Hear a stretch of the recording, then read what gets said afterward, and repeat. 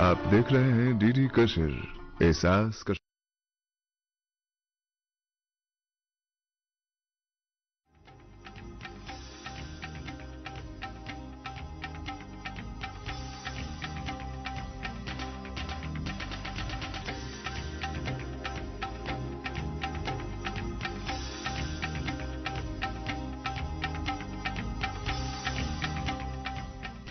नमस्कार, आदाब नाजरीन। पाकिस्तान की ताज़ा तरीन खबरों पर तफसीली रिपोर्ट्स दिखाने वाले आपके पसंदीदा प्रोग्राम पाकिस्तान रिपोर्टर में मैं अर्जुमंद अली खान आप सबका तहे दिल से इस्तकबाल करता हूं।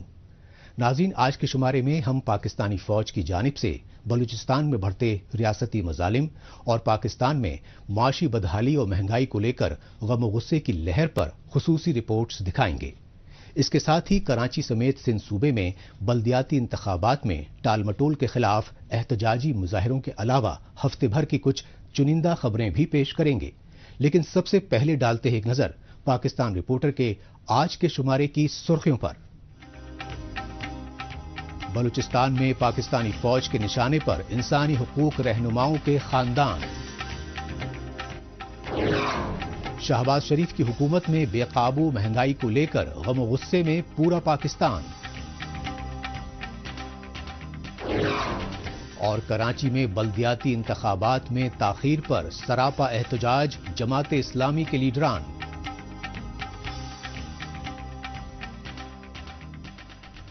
सबसे पहले बात पाकिस्तान के जबरन कब्जे वाले बलूचिस्तान की, जहां पाकिस्तानी फौज और खुफिया एजेंसी ISI की बर्बरियत का सिलसिला मुसलसल शिद्दत इख्तियार कर रहा है।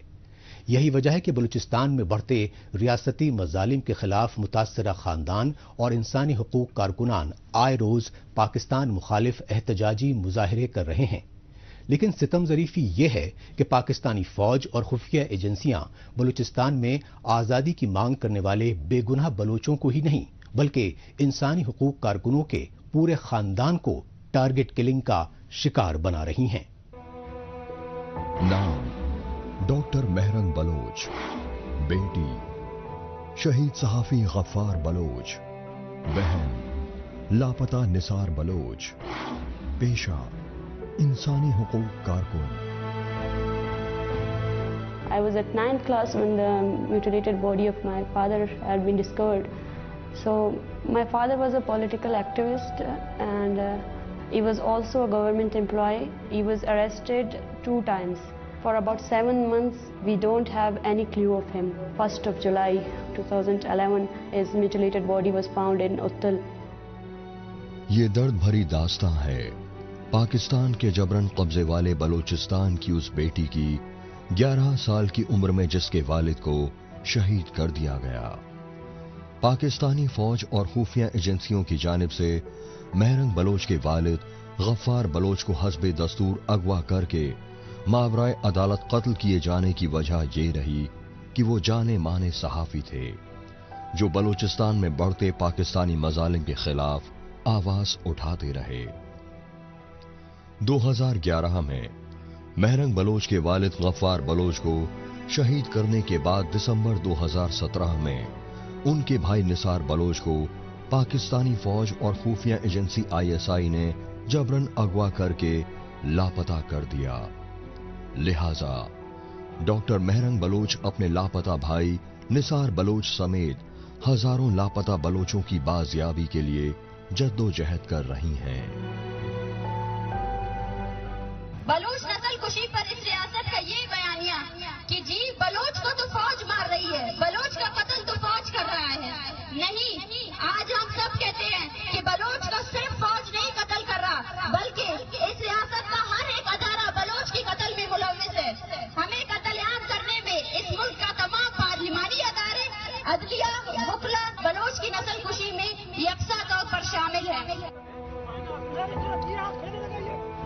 बलूचिस्तान में पाकिस्तानी फौज और खुफिया एजेंसी ISI के मुतवाजी निजाम में रियासती जुल्म ज्यादतियों का सिलसिला साल दर साल मजीद जारिहाना होता जा रहा है। यही वजह है कि पाकिस्तान की जानिब से बलूचिस्तान में मुसलसल बढ़ते जुल्म जबर के खिलाफ डॉक्टर मेहरंग बलोच की जद्दोजहद में हजारों लापता बलोचों की बहन बेटियां भी शामिल हो रही हैं। लेकिन सितम ज़रीफ़ी ये है कि पाकिस्तानी फौज और उसकी कठपुतली हुकूमतें लापता बलोचों के लवाहिकीन के शदीद एहतजाजी मुजाहिरों की अनदेखी कर रहे हैं और उनकी दिलदोज़ फरियाद सुनने की बजाय बरसों से लापता उनके प्यारों को माबराए अदालत कत्ल कर रही हैं।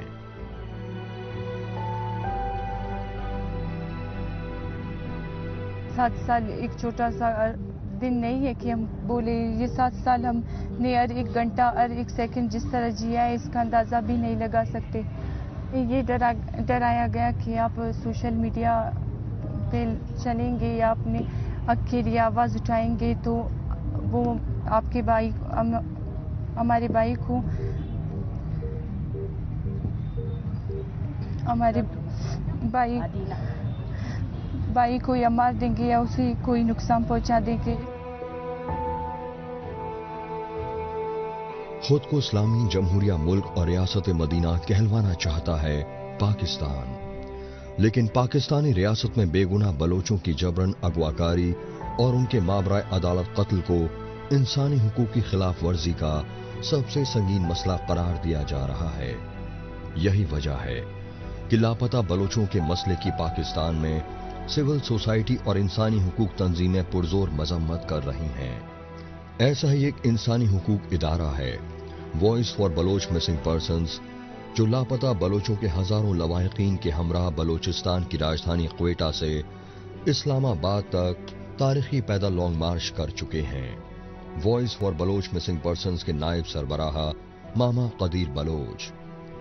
लेकिन पाकिस्तान में आर्मी एस्टैब्लिशमेंट के हाथों यरगमाल हुकूमत, अदलिया और मीडिया बलोचिस्तान में रियासती दहशतगर्दी पर पूरी तरह खामोश तमाशाई बने हुए हैं।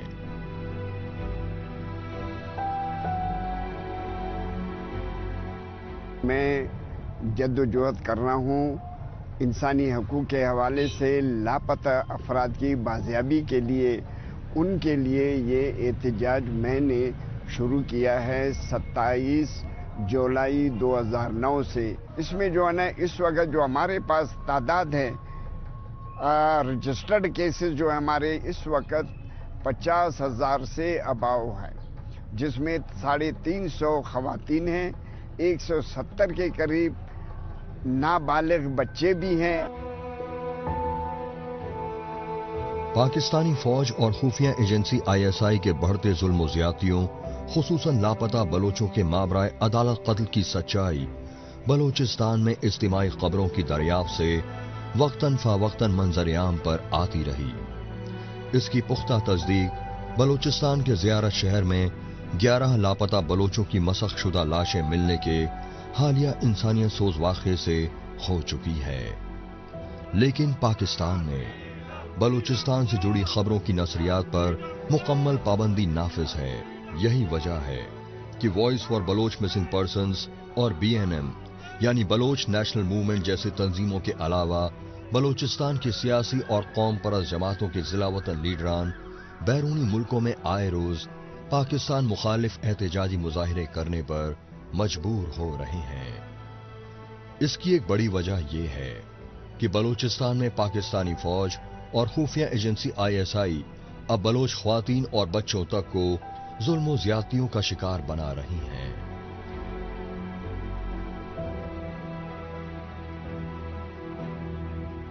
टॉर्चर करते थे, हमें चेयर पे बिठा के करंट भी मारते थे और मेरे पैर को जो मेरे सीधा पैर है से बंदूक के बट से मारता था। अभी भी मैं थोड़ी ज्यादा चलूं तो मुझे तकलीफ होती है और मेरे सर पे भी बंदूक का बट मारा था, इसमें भी 6 टांके आए हुए हैं।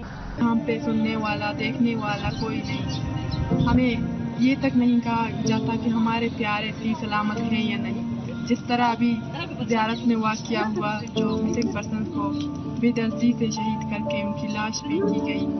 हम हुकूमत से मुतालबा करते हैं, उनसे दरख्वास्त करते हैं, खुदारा इस तरह मिसिंग पर्सन को शहीद करना, उनकी लाशें फेंकना बंद करें।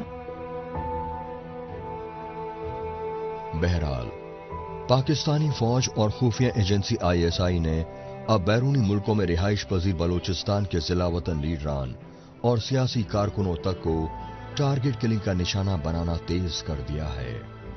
ये सच्चाई डॉक्टर मेहरंग बलोच की बड़ी बहन اور طلبہ تنظیم BSO یعنی بلوچ اسٹوڈنٹس آرگنائزیشن آزاد کی سابقہ پریزیڈنٹ کریمہ بنو بلوچ کینیڈا کے ٹورنٹو شہر میں پراسرار طریقے سے ہلاکت سے سامنے آئی۔ ستم ظریف یہ رہی کہ کینیڈا میں ضلع وطن کریمہ بنو بلوچ کی شہادت کے بعد ان کی میت کو بلوچستان میں آبائی قبرستان میں سپرد خاک کرنے کے لیے پاکستان لایا گیا تو بلوچ قوم میں غم و غصے کی لہر سے گھبرائی پاکستانی فوج اور خفیہ ایجنسی ISI نے کریمہ بلوچ کی میت کو بلوچستان میں چوری چھپے لے جا کر دفن کر دیا۔ اب بات پاکستانی اقتدار پر قابض وزیر اعظم شہباز شریف کی مخلوط حکومت کی۔ درجن بھر سے زیادہ سیاسی جماعتوں کے اتحاد والی شہباز شریف کی حکومت نے پاکستان کو معاشی طور پر دیوالیے پن سے بچانے کے لیے عمران خان کی سابقہ حکومت کو نو کانفیڈنس موشن کے ذریعے برطرف کیا، لیکن پاکستانی عوام اس بات کو لے کر غم و غصے کا اظہار کر رہے ہیں کہ شہباز شریف کی حکومت کو 8 مہینے سے زیادہ کا عرصہ ہو گیا ہے، لیکن سچائی یہ ہے کہ پاکستان میں معاشی بدحالی، بے روزگاری اور مہنگائی کم ہونے کی بجائے مسلسل بڑھ رہی ہے۔ پاکستان میں برسر اقتدار وزیر اعظم شہباز شریف نے معاشی بدحالی پر قابو پانے میں اپنی حکومت کی ناکامی کو لے کر عوام میں بڑھتی ناراضگی کے مد نظر مفتاح اسماعیل کو ہٹا کر 28 ستمبر 2022 کو اسحاق ڈار کو وفاقی وزارت خارجہ کی کمان سونپی۔ لہذا حسب دستور نو منتخب وزیر خزانہ اسحاق ڈار نے وزیر اعظم میاں شہباز شریف کی زیر نگرانی میں پاکستان میں معاشی حالات میں جلد سے جلد بہتری لانے کے بلند و بانگ وعدے بھی کیے۔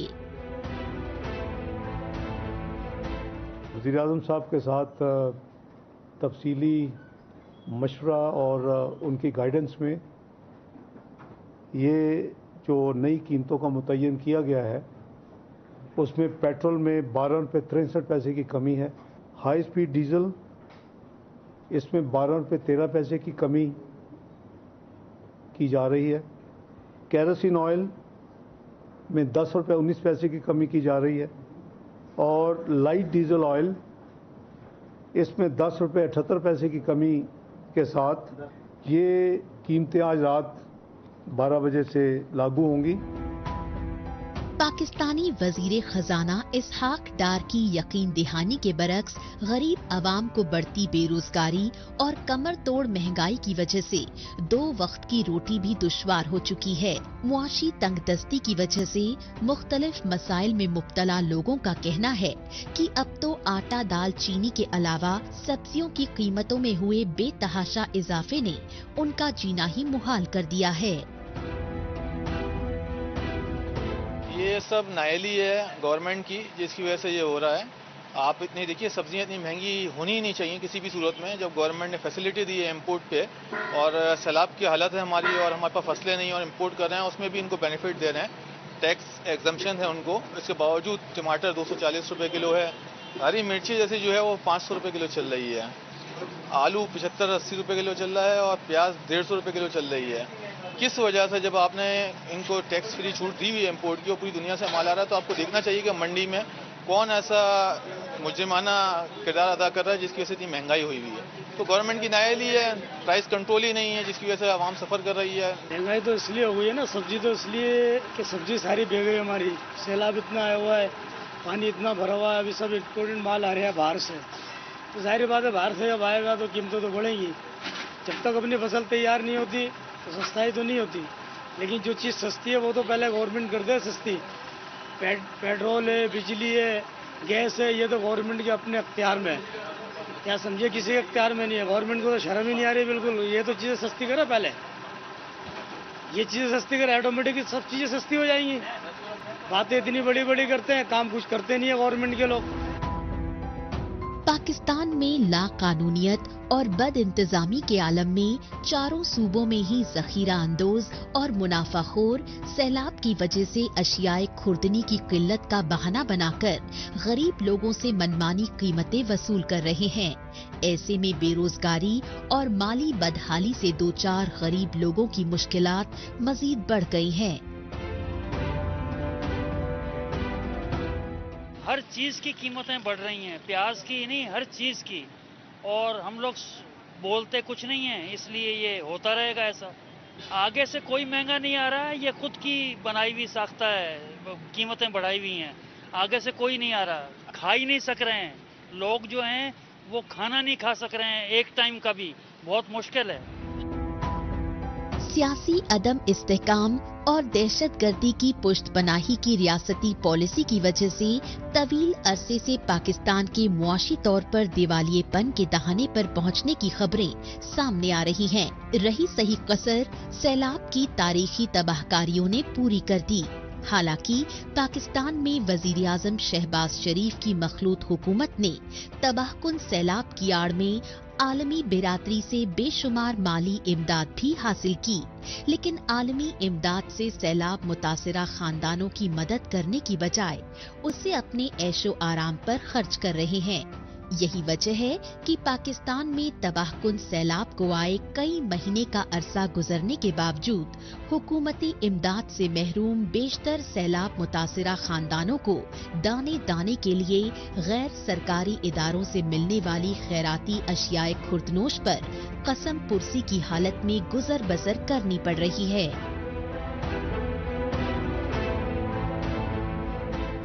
پاکستان رپورٹر میں ابھی باقی ہے. کراچی میں بلدیاتی انتخابات کے لیے الیکشن کمیشن آفس پر جماعت اسلامی کا احتجاج.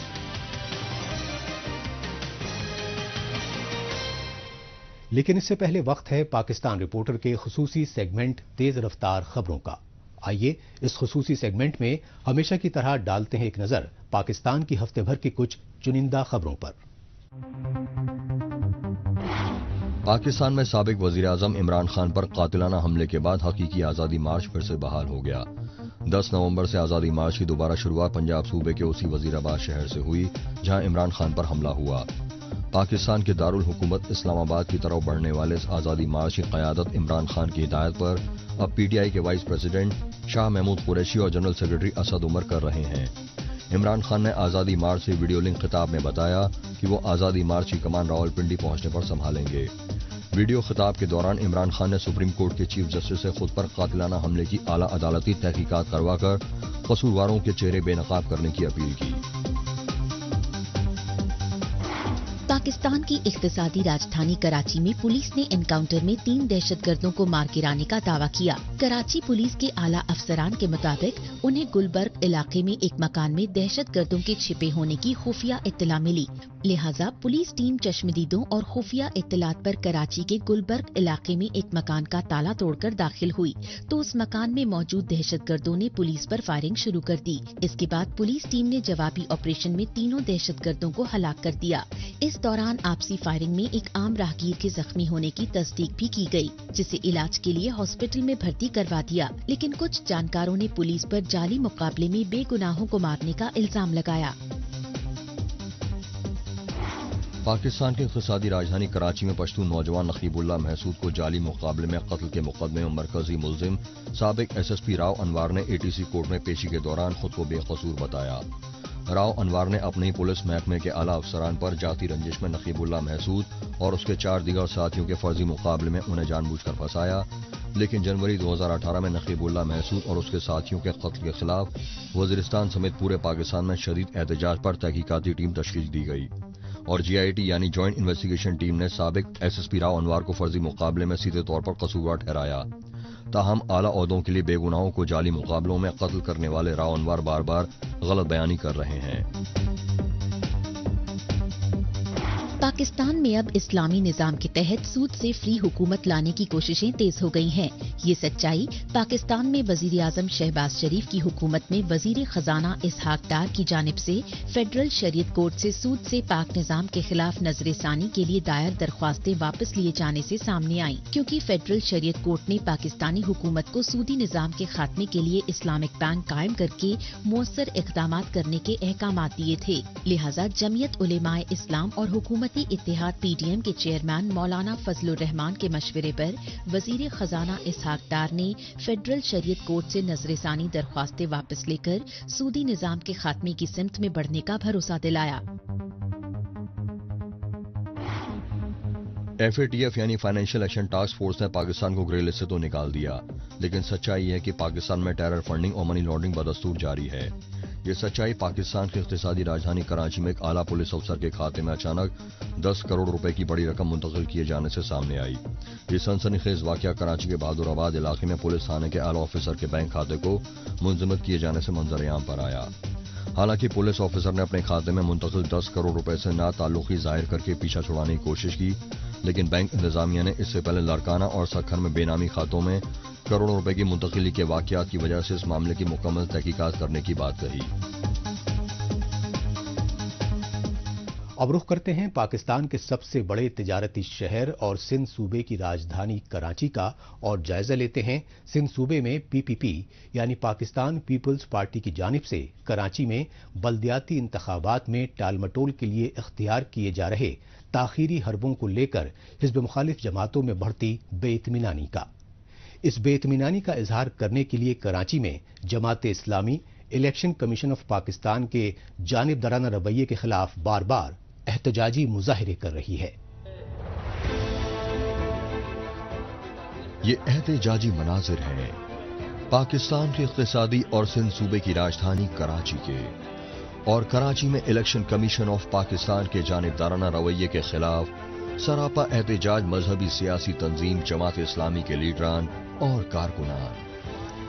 पाकिस्तान में बेकाबू बेरोजगारी और महंगाई से अजीरन गरीब लोगों को इस्लामी निजाम में खुशहाली के सब्ज बाग दिखाकर सियासत कर रही जमात इस्लामी की जानिब से हुक्मरान पार्टियों के खिलाफ एहतजाजी मुजाहिरे मामूल की बात है, लेकिन इलेक्शन कमीशन के दफ्तर के सामने इन एहतजाजी मुजाहिरों की वजह रही तवील अरसे से कराची में बल्दियाती इंतखाबात मुलतवी किया जाना।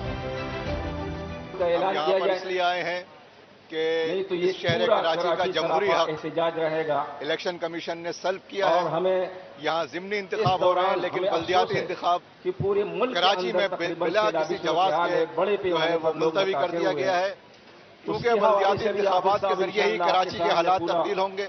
कराची की तबाही और बर्बादी के इस वक्त आई हुई है, उसका बुनियादी सद्देबाब जो है वो बल्दियाती इलेक्शन के जरिए मुंतखब नुमाइंदों के जरिए होगा। सूरत हाल ये है, पैसों का मुंह खोला हुआ है, गटर के ढकने, रिंग, पाइप बिछाए जा रहे हैं, लोगों को खरीदा जा रहा है। तमाम तर धांधली के बावजूद पोलियो वर्कर याकत अस्कानी 250 की तादाद में GCT में लेकर आया कि जिनको कहा गया इनको ड्यूटियां दी जाए इलेक्शन की। इसके अलावा जो प्राइवेट सिक्योरिटी गार्ड को लेने का मंसूबा था, अंदरूनी सिंध से जिन पुलिस को पोलिंग डे के लिए बनाया जाना था, इस तमाम धांधली के बावजूद पीपल्स पार्टी ये समझ रही थी इस शहर से हमारा जनाजा निकलेगा, इसीलिए राय फरार इख्तियार किए कि वो हाफिज नईमुर रहमान और जमात इस्लामी की मकबूलियत से भोखलाहट का शिकार हो चुकी थी। ECP यानी इलेक्शन कमीशन ऑफ पाकिस्तान के सिंध सूबे के कमिश्नर की जानिब से मुख्तलिफ बहानों की आड़ लेकर बार बार कराची में बल्दियाती इंतखाबात मुलतवी किए जाने के खिलाफ जमात इस्लामी इससे पहले भी एहतजाजी धरना देती रही। लोकल बॉडीज इलेक्शंस में जीत हासिल करके कराची का मेयर बनने के ख्वाब सजाने वाले जमात इस्लामी के लीडर हाफिज नईमुर रहमान ने पाकिस्तान के चारों सूबों में हुक्मरान जमातों पर बल्दियाती निजाम की मुसलसल अनदेखी करने के इल्जामात लगाए।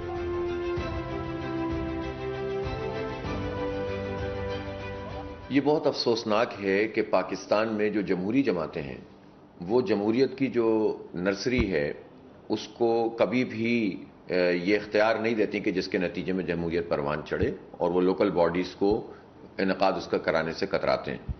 ना पीपल्स पार्टी बल्दियाती इंतखाब कराना चाहती है, ना जो है वो नून लीग कराना चाहती है, ना PTI कराना चाहती है, और अपनी अपनी जगहों पे जहाँ इनकी हुकूमतें होती हैं वो इससे जो एतराज़ बरतते हैं कि किसी तरह से उन्हें ये ना कराना पड़े।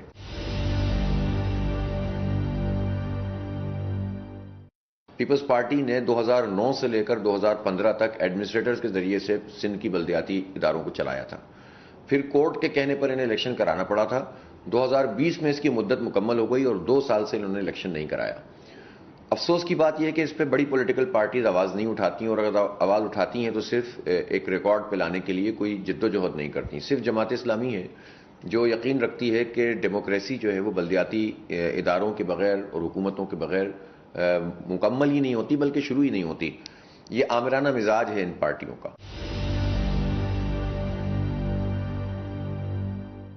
الیکشن کمیشن کا یہ جو 3 مرتبہ پوسٹ پون کرنا ہے، یہ جمہوریت دشمنی ہے، عوام دشمنی ہے اور کراچی دشمنی ہے، اور اس میں سب اب ایک ہو گئے ہیں.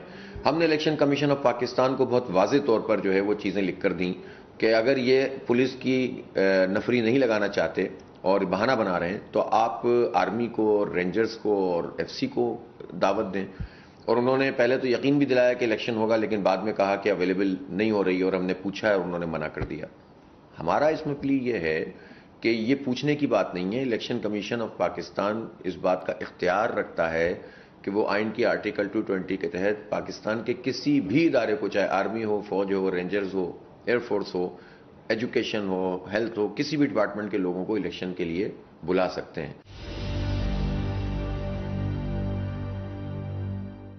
بلدیاتی اداروں کو نہ ہونا، اس وقت کراچی کی صورتحال بہت تباہ حال ہے. لوگ چاہتے ہیں ان کا میئر بنے، لوگ چاہتے ہیں کہ ان کے گراس روٹ لیول کے اوپر نمائندے منتخب ہوں. ان کے گلی محلوں کے مسائل ہیں.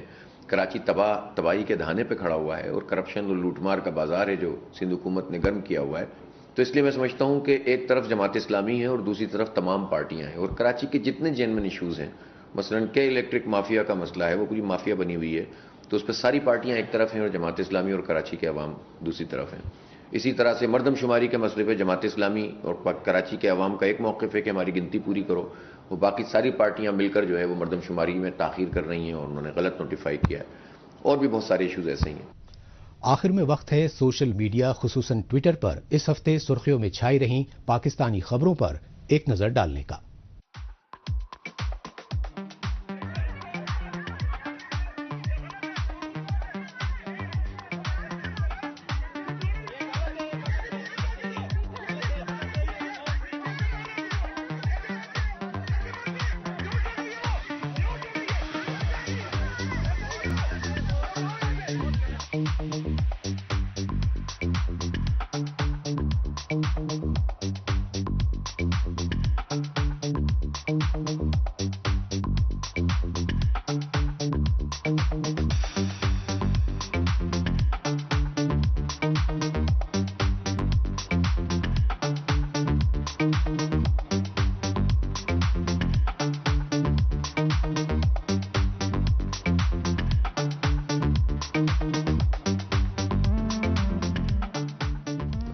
اس کے ساتھ ہی پاکستان رپورٹر کا آج کا شمارہ اب یہیں اختتام پذیر ہوتا ہے. اگلے ہفتے پاکستان رپورٹر کے نئے شمارے میں نئی خبروں کے ساتھ اسی روز اسی وقت پھر ہوگی ملاقات. تب تک کے لیے نمسکار، خدا حافظ.